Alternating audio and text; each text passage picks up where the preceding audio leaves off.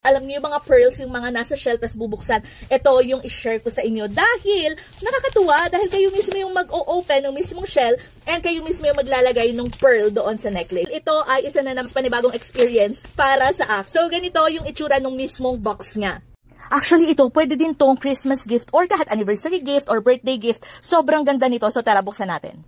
So, ito yung mga colors na pwede nating makuha. White, positivity and energy, cream, happiness and emotional calm, peach, love and romance, lavender, health and protection, tsaka gold, faith and self-confidence. So, ito yung kanyang itsura. Ooh! Ayan. So, ito yung kanyang mismong calm. Love pearl. Sabi nila, medyo may amoy yung mismong tubig. So, i-drain ko muna. Yan, wait. I-open muna natin to.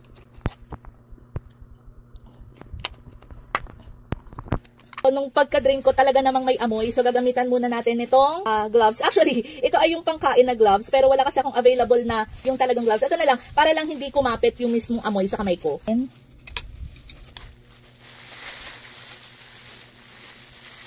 Ayan. Ito. Ayan. Wait, hugasan muna natin. Hugasan ko lang So, ito na siya. Hindi ko lang maano kung para siyang white or lavender. Iba yung kulay yung sa personal. So, if white, positivity and energy siya. Kung lavender naman ay health and protection. So, kahit ano naman, okay lang din. So, yan. Ilagay na natin siya. So, ganyan yung magiging itsura niya once na nakalagay na siya dito sa necklace. Oh, ang ganda! So, ayan. Ganyan yung magiging itsura niya kapag nakasuot na siya. Ang ganda nga!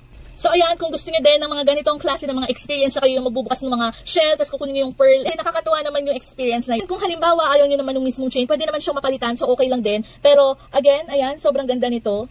So, check out na, lalagay ko sa yellow basket.